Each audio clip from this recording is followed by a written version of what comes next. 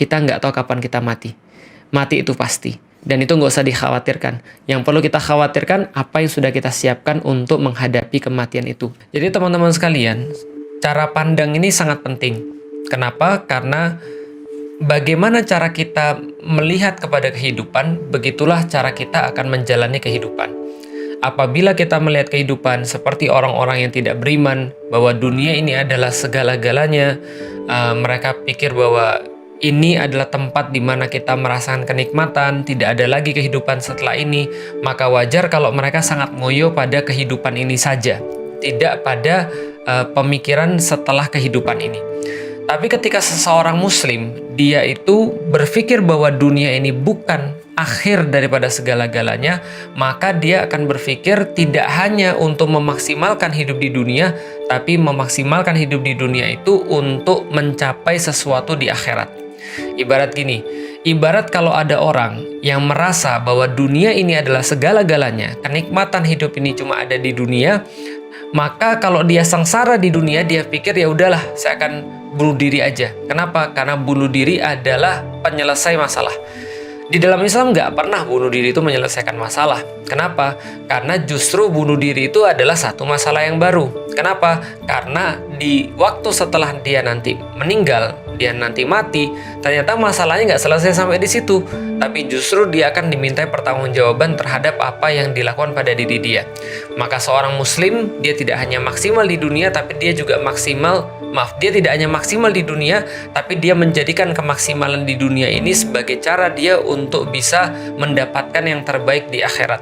Kalau saya andaikan, orang-orang muslim itu secara alamiah harusnya lebih semangat, harusnya lebih perform, harusnya lebih maksimal dalam kehidupannya dibandingkan dengan orang-orang yang tidak beriman. Kenapa?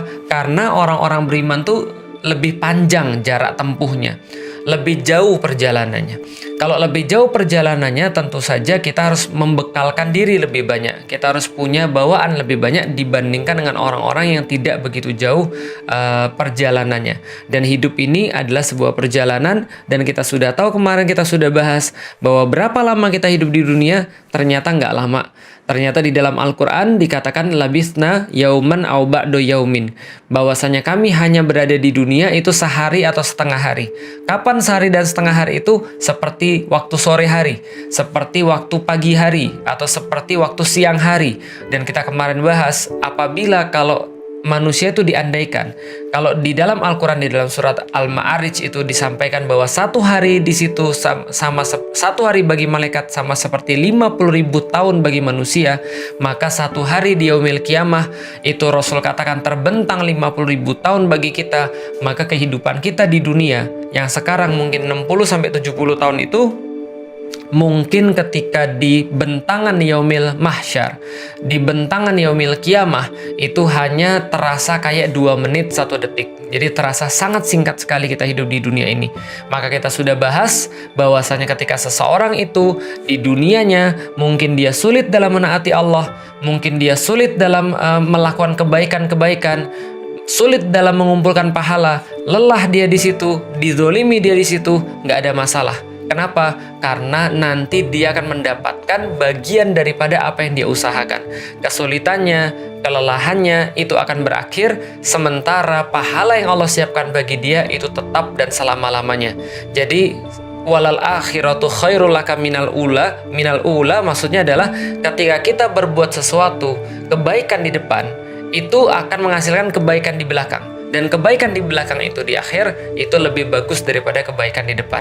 Sebaliknya, kalau ada orang-orang yang bermaksiat kepada Allah, dia mungkin akan merasakan kenikmatan dalam maksiatnya.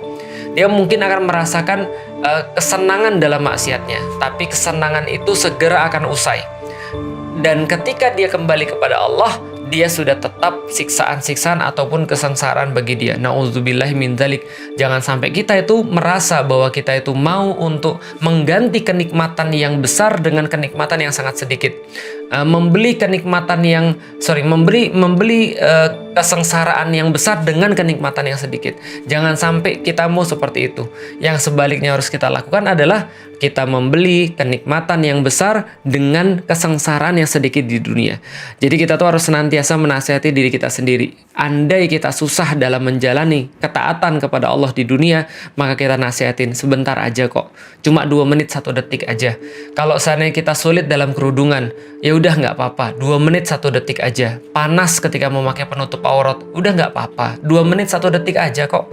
Kalau kita sulit ketika kita masih harus mempertahankan keadaan single, tidak pacaran misalnya, tidak ikut-ikutan maksiat, diomongin homo lu, diomongin wah kamu nggak normal, masa kamu nggak punya pacar, kamu nggak laku, nggak apa-apa. Itu semua cuma 2 menit 1 detik aja.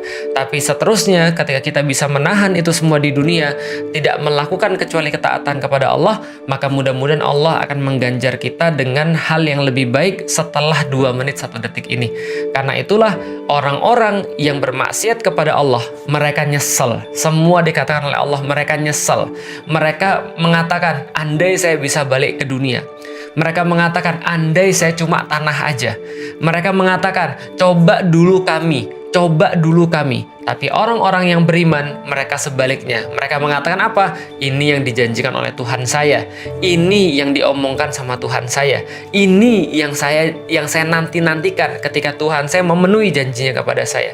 Itu adalah perkataan-perkataan di dalam Al-Quran. Nah, ini semua dibungkus dalam keadaan apa? Dalam keadaan bahwa kita meyakini bahwa kematian adalah sesuatu hal yang pasti. Allah Subhanahu wa Ta'ala menyampaikan, kullu nafsin dha'iqatul maut. Bahwasanya setiap yang bernyawa pasti akan merasakan mati. Kalau translate atau arti secara letterlux, kullu nafsin dha'iqatul maut artinya adalah kullu, setiap, nafsin yang bernafas. Jadi kullu nafsin dha'iqatul maut, pasti mereka akan merasakan kematian. Bahwasanya orang itu akan merasakan adanya kematian, itu sudah pasti. Kullu nafsin dha'iqatul maut. Maka ketika saya pernah ditanya, apa ciri-ciri orang yang bakal mati? Kan katanya ada ciri-ciri ya, beberapa hari sebelumnya kayaknya ciri-cirinya begini dan segala macamnya. Mungkin iya, tapi ciri-ciri yang paling jelas bahwa manusia itu akan mati sebentar lagi adalah kalau dia bernafas. Jadi ketika dia bernafas, ya dia pasti akan mati. Itu tidak bisa kita elakkan. Mau apapun yang kita lakukan, setiap manusia itu sejatinya sedang melangkah sedikit demi sedikit menuju kematiannya. Maka ketika ada orang yang ulang tahun, atau ada orang yang misalnya milad misalnya, itu dia harus sedih. Kenapa dia harus sedih? Karena dia selangkah lagi menuju kepada kematian. Dia setahun lagi lebih dekat kepada kematian. Ini adalah cara Islam memandang gitu. Artinya setiap hari berlalu itu semakin dekat dia dengan yang namanya kematian. Kullu nafsin dha'iqatul maut. Fa idza jaa ajaluhum, dan ketika sudah datang ajal itu kata Allah, fala yastakhiruna sa'ata wa la yastaqdimun. La yastakhiruna sa'ata wa la yastaqdimun. Maka dia tidak akan dapat memundurkannya barang sesaat, dan dia tidak pula dapat memajukannya barang sesaat. Ajal itu ada dan ajal itu datang ya sesuai dengan catatan Allah Subhanahu wa Ta'ala. Makanya dalam satu riwayat itu disampaikan kepada kita bahwasanya ajal sama rizki itu adalah 2 makhluk yang Allah ciptakan, yang kalau sudah ngejar manusia nggak bakal bisa lepas. Jadi manusia itu senantiasa akan dikejar oleh 2 makhluk, yang kalau dia sudah ngejar nggak akan bakal lepas. Yang pertama adalah rezeki, yang kedua adalah ajal. Dan Allah memerintahkan kepada ajal untuk nunggu di belakang rezeki. Jadi rezeki dulu masuk, dia ngejar manusia, dia nuntasin haknya terhadap manusia. Setelah rezekinya habis, baru ajalnya masuk. Maka Rasulullah Shallallahu Alaihi Wasallam itu pernah menyampaikan kepada kita, manusia itu seolah-olah dikepung oleh 99 macam kematian. Ketika seluruh macam kematian itu tidak mengenainya, 99 itu tidak mengenainya, maka ada satu yang tidak mungkin luput, yaitu adalah usia tua. Maka saya sudah sampaikan pada teman-teman sekalian, kita lihat aja orang-orang tua itu setiap hari semakin muncul tanda-tanda kematian.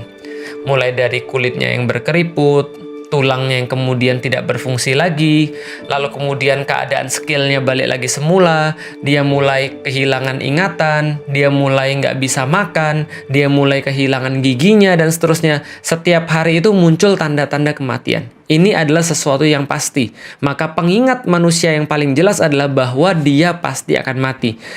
Orang-orang berkata, semua itu tidak ada yang pasti kecuali satu, manusia pasti mati.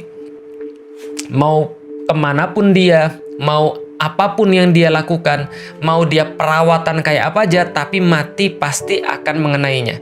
Sehari ini atau besok, lusa atau pekan depan, bulan ini atau tahun depan, itu semua akan terjadi menghampiri manusia. Karena itulah Rasulullah SAW mengingatkan kepada kita dekatnya kematian ini, dan kita itu kayak memandang itu masih jauh. Makanya orang-orang kita itu ya kadang-kadang suka menghindari membahas tentang mati. Mereka merasa kalau menghindari membahas tentang mati itu seolah-olah akan membuat mereka hidup lebih lama. Enggak juga. Karena kenapa? Karena mati itu ya ajal, dan ajal itu sudah Allah tetapkan. Nah, kalau kita membahas tentang kematian ini, ya kita nggak perlu merasa bahwa ini adalah sesuatu yang tabu. Kadang-kadang lucu ya, saya pernah foto sama teman-teman saya, lalu dia bilang, Ustadz jangan di tengah. Kenapa? Nanti yang di tengah itu mati. Jangan foto bertiga, nanti yang di tengah mati. Saya bilang, ya yang foto di tengah itu pasti mati. Yang foto di tengah itu pasti mati. Yang foto di pinggir juga pasti mati. Yang motoin aja pasti mati kok. Yang nggak foto juga pasti mati. Lah kenapa? Kullu nafsin za'iqatul maut. Setiap manusia itu akan merasakan mati. Dan kita itu masalahnya bukan matinya. Jadi gini ya teman sekalian, Anda itu mesti khawatir terhadap sesuatu yang belum pasti. Jangan khawatir terhadap sesuatu yang sudah pasti. Contoh, matahari itu ya terbitnya dari sebelah timur. Itu udah pasti. Jadi jangan khawatir. Di Indonesia itu kalau sudah habis maghrib, di tempat lain juga, ya pasti gelap. Itu nggak usah khawatir. Ngapain kita mengkhawatirkan dengan sesuatu yang sudah pasti? Yang kita harus khawatirkan itu adalah sesuatu yang belum pasti. Contoh, rezeki Allah itu sudah pasti. Selama dia masih ada, kita masih hidup. Yang belum pasti apa? Yang belum pasti itu amal-amal kita. Itu belum pasti. Maka yang harus dikhawatirkan amal-amal kita, bukan sesuatu yang sudah pasti. Pertanyaannya, mati pasti nggak? Pasti. Lah terus ngapain takut? Yang kita takutkan tuh bukan matinya, Ustadz, tapi bagaimana cara matinya? Ah, itu betul. Nah, mati itu pasti. Cara matinya belum pasti. Nah, itu yang harus ditakutkan. Matinya dalam keadaan husnul khotimah kah? Matinya dalam keadaan tidak husnul khotimah kah? Itu yang kita harus takut. Tapi kalau matinya sendiri, ya ngapain ditakutkan? Kalau matinya kita takutkan, kita salah. Kenapa? Jangan pernah menakutkan sesuatu yang sudah pasti. Yang kita bahas itu adalah yang belum pasti. Nah, makanya Rasulullah SAW senantiasa mengingatkan tentang kematian ini. Misal, Rasulullah menyampaikan kepada kita tentang penyakit-penyakit manusia. Dan penyakit di antara yang paling parah adalah penyakit namanya panjang angan-angan. Rasul katakan begini. Jadi gini, Rasul menggambarkan di sebuah tanah. Jadi satu waktu Rasul tuh ngambil kayu, lalu menggambarkan di pasir. Ketika itu Rasul gambarnya begini. Rasul gambarkan satu garis alif gitu. Jadi Rasul katakan ini adalah manusia. Jadi ini adalah manusia, gambar kayak alif gitu. Lalu kemudian Rasul mengelilingi alif tadi itu dengan kotak. Dan ini adalah kematian yang mengelilingi dia. Dan ini adalah ajal yang mengelilingi dia. Jadi kalau tadi ada alif yang Rasul gambarkan, lalu kemudian Rasul gambarkan kotak mengelilingi alif tadi.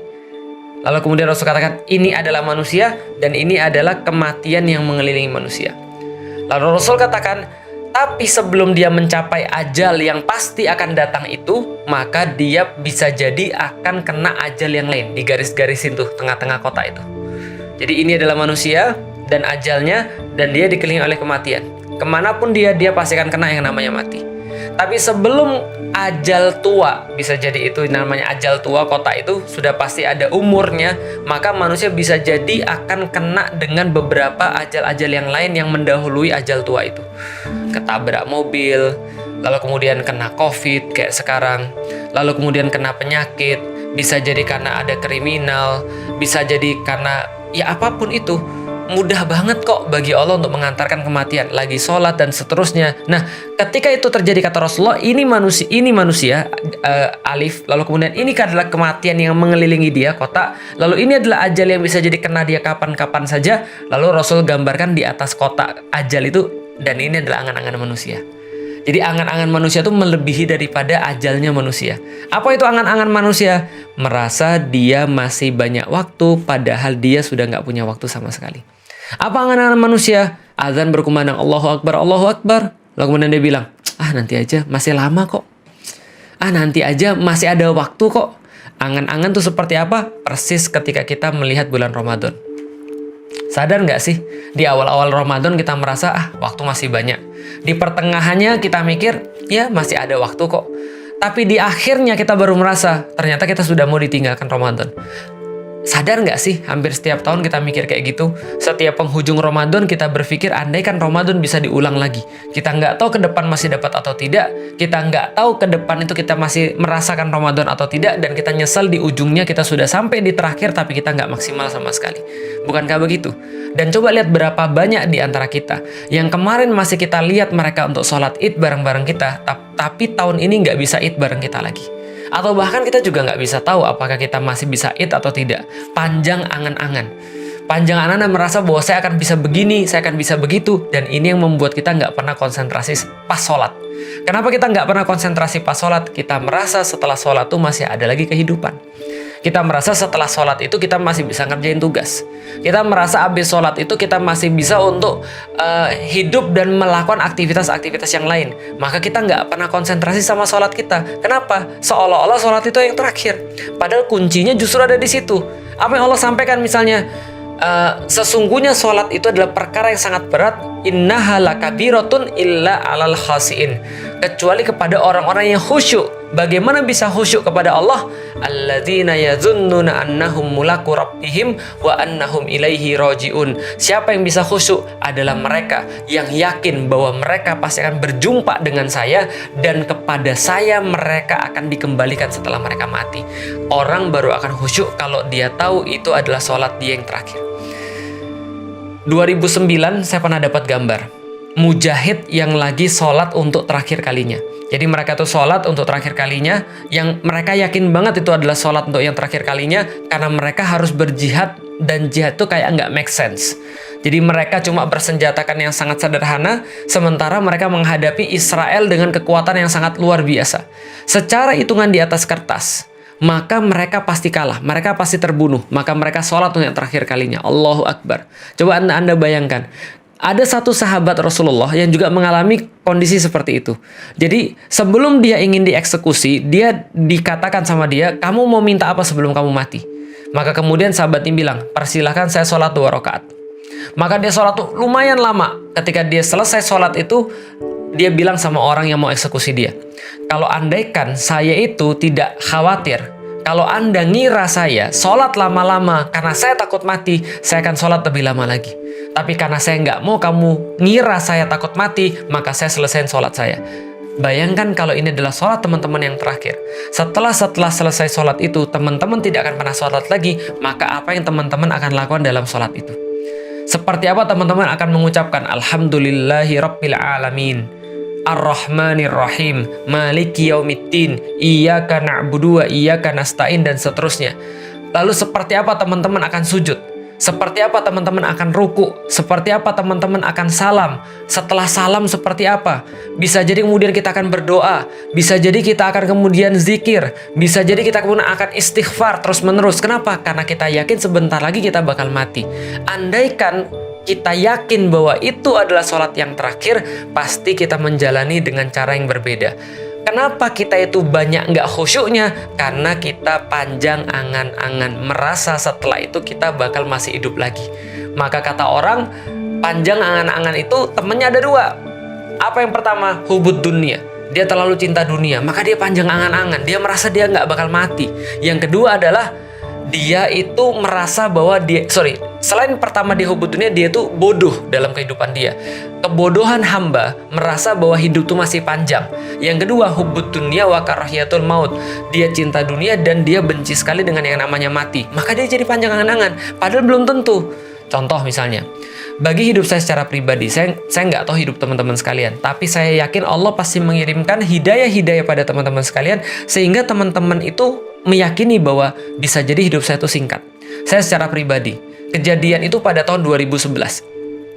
Gozi baru lahir, nggak sampai 5 hari, saya ingat banget pada saat itu, Gozi itu lahir kalau nggak salah 28 Juli. Jadi 28 Juli atau 26, saya lupa, nanti coba cek lagi. 26 atau 28 Juli. Tapi yang jelas, pada saat itu teman-teman sekalian, Ramadan pertama itu jatuh pada tanggal 1 Agustus. Pada tahun 2011. Dan saya ingat banget, Gozi baru lahir di rumah sakit, belum boleh pulang karena harus dirawat di rumah sakit. Istri saya harus setiap hari nganterin ASI ke situ. Lalu kemudian pagi-pagi subuh-subuh pada tanggal 31 Juli itu saya harus pergi untuk ngisi kajian subuh di daerah Bintara.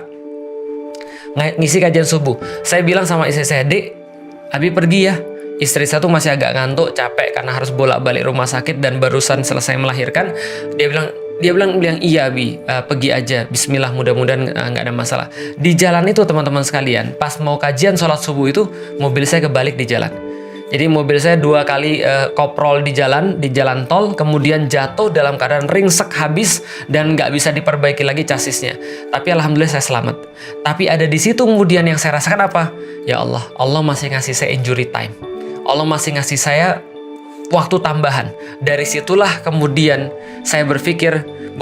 dari situlah saya merasakan itulah Ramadan paling indah dalam hidup saya. Kenapa?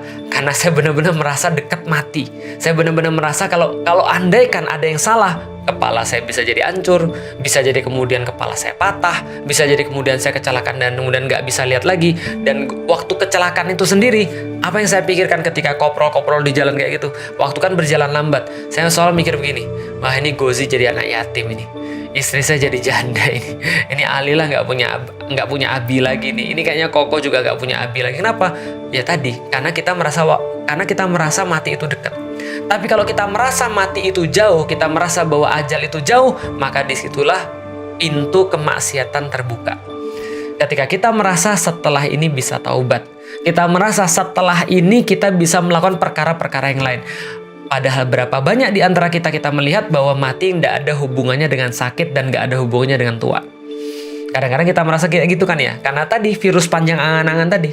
Kita melihat, saya masih muda, kan mati kan kalau sudah tua. Saya sehat, kan mati kan kalau sakit. Antum mau berapa kali diingetin ketika COVID ini ada orang sehat tiba-tiba 2 hari kemudian hilang. Orang-orang pada bilang apa? Nggak nyangka, kan gitu kan ya. Nggak nyangka itu kan adalah kata-kata yang sering kita dengar ketika kita takziah kepada orang. Antum pernah takziah nggak sih? Ketika kita takziah pada orang, kata-kata apa paling apa yang kita sering dengar? Kata-kata tadi, gua nggak nyangka loh, kemarin barusan sepedaan bareng, kemarin barusan kajian bareng. Berapa banyak kita dengar kayak gitu? Nggak nyangka, ya Allah masih muda. Kasus kemarin ketika kapal selam. Siapa yang nyangka bahwa dalam menjalankan tugas tiba-tiba kemudian mereka mendapatkan ujian kayak gitu. Yang kemudian harus mengirim mereka untuk lebih dulu berjumpa dengan Allah. Bagaimana keluarganya? Ketika keluarganya diwawancara, apakah ada firasat-firasat ataupun apakah ada pikiran-pikiran? Nggak nyangka sama sekali. Makanya ketika saya keluar dari rumah itu, saya pastikan biasanya saya keluar dari rumah nggak dalam keadaan ribut sama istri saya. Nggak dalam keadaan marah sama istri saya. Kenapa? Saya khawatir itu adalah hari yang terakhir saya ngelihat dia. Kenapa saya khawatir? Karena kalau saya keluar dalam keadaan ribut dengan istri saya, dalam keadaan saya nggak ridho dengan istri saya, maka bisa jadi saya yang nggak pulang, atau ketika saya pulang, dia yang sudah nggak ada. Kan sudah pasti. Saya bilang sama istri saya, kalau kita lagi ribut, Dek, gimana kalau ini adalah waktu yang terakhir yang Allah kasih bagi kita? Kalau ini adalah waktu yang terakhir yang Allah kasih bagi kita, mau nggak sih kita tuh pisah dalam keadaan kamu nggak ridho dengan saya, atau saya nggak ridho sama kamu? Mau nggak ini adalah terakhir kali yang kita ingat? Kalau andai kan saya pergi dalam keadaan marah sama istri saya, maka ketika saya pergi, saya nggak balik lagi. Bagaimana perasaan dia? Ketika itu adalah yang terakhir dia ingat daripada saya. Wajah saya masem, kemudian saya bentak dia, kemudian saya berbuat kasar kepada dia juga lagi nggak mau ngomong sama saya, dan seterusnya. Mau kayak gitu. Atau saya pulang, dia sudah nggak ada. Apa yang kemudian itu yang mau saya ingat dalam kehidupan saya? Bahwa saya tidak sempat memaafkan dia, atau bahwa saya tidak sempat untuk mengajari dia dengan cara yang baik. Enggak, saya nggak mau. Maka ketika saya pergi dari rumah, saya pastikan saya tidak marah sama istri saya. Saya nggak ribut sama istri saya. Saya bilang, Dek, jangan-jangan ini adalah yang terakhir. Ketika saya pergi keluar kota, saya tahu bahwa apapun bisa terjadi. Saya bilang sama istri saya, Dek, kalau ini adalah yang terakhir, Abi minta maaf ya. Kalau Abi ada salah. Dek, kalau ini adalah perjumpaan yang terakhir. Dek, kalau ini adalah perjumpaan yang terakhir. Lama-lama dia pintar. Lalu kemudian dia bilang gini. Ketika saya bilang, Dek, kalau ini yang terakhir, apakah ini yang mau diingat dari kita? Apa yang mau diingat dari kita? Lalu kemudian istri saya bilang, kemarin juga Abi bilang begitu, ternyata juga pulang baik-baik saja. Tapi saya bilang, iya betul, tapi akan datang satu hari. Ingat baik-baik, akan datang satu hari nanti ketika saya pergi, lalu saya bilang, Dek, bisa jadi ini pertemuan yang terakhir, dan benar saya nggak akan balik-balik. Percaya nggak? Yakin nggak? Kan bukan kita sudah tahu bahwa mati itu pasti. Akan datang satu masa di mana seorang suami atau seorang istri melihat suaminya atau melihat istrinya pergi dan dia nggak akan pernah balik lagi. Pertanyaannya adalah, kalau kita sudah tahu itu sudah pasti, apa yang mau kita lakukan selama masih ada?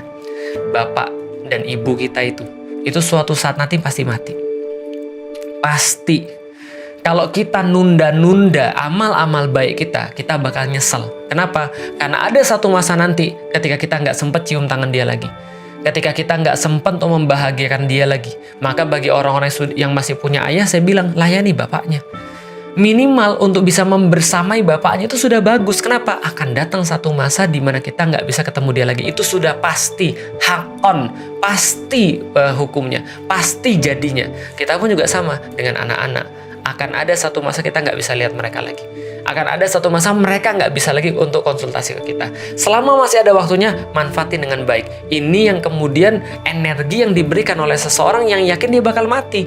Dia akan memaksimalkan setiap detik yang Allah kasih pada dia, seolah-olah ini adalah yang terakhir. Gimana kalau ini adalah sholat kita yang terakhir? Gimana kalau ini adalah live kita yang terakhir? Gimana kalau ini adalah ketemu teman kita yang terakhir? Gimana kalau ini adalah sedekah kita yang terakhir? Gimana ini kalau ini adalah Ramadan kita yang terakhir? Antum mungkin ngeremehin. Enggak, bisa jadi ada Ramadan ke depan. Mau berapa banyak lagi kasus sehingga antum tahu? Mau berapa banyak lagi pelajaran yang Allah berikan sehingga antum paham bahwa Ramadan itu bisa jadi ini yang terakhir? Orang tua mungkin yang lebih paham. Kenapa? Mereka punya list tuh. Antum perhatiin nggak sih orang tua tuh? Mereka punya list nama teman-teman mereka. Dan setiap list itu, saya punya teman orang tua, dia punya list. Jadi list teman-teman dia yang masih ada, masih hidup, dan itu udah dicoretin satu persatu tuh listnya. Coretin satu persatu. Kenapa? Ini udah meninggal, ini udah meninggal, ini udah meninggal. Dan dia udah tahu pasti, sedikit atau banyak, cepat atau lambat, dia akan dicoret di list itu. Kullu nafsin za'iqatul maut. Maka cukuplah mati sebagai pengingat bagi hamba-hamba yang beriman kepada Allah Subhanahu wa taala. Insya Allah kita lanjutin besok teman-teman sekalian. Semoga mati ini menjadi pengingat bagi kita, dan kita juga nggak tahu, bisa jadi ini live saya yang terakhir, bisa jadi kemudian ini adalah ngisi kita yang terakhir. Berapa banyak orang-orang yang kaget ketika Syekh Ali Jabir kemudian kemarin wafat? Berapa banyak yang kaget ketika ulama-ulama kita banyak meninggalkan kita? Itulah maksud saya bahwa kita nggak tahu kapan kita mati. Mati itu pasti. Dan itu nggak usah dikhawatirkan. Yang perlu kita khawatirkan, apa yang sudah kita siapkan untuk menghadapi kematian itu. Amal-amal terbaik apa yang kita bisa persembahkan pada bapak kita, pada ibu kita, pada istri kita, pada suami kita, pada anak-anak kita, pada dakwah kita. Hingga ketika nanti kita menghadap kepada Allah, kita menghadap dengan sebaik-baiknya. Insya Allah kita akan lanjutkan pembahasan kita. Mudah-mudahan bermanfaat. Assalamualaikum warahmatullahi wabarakatuh.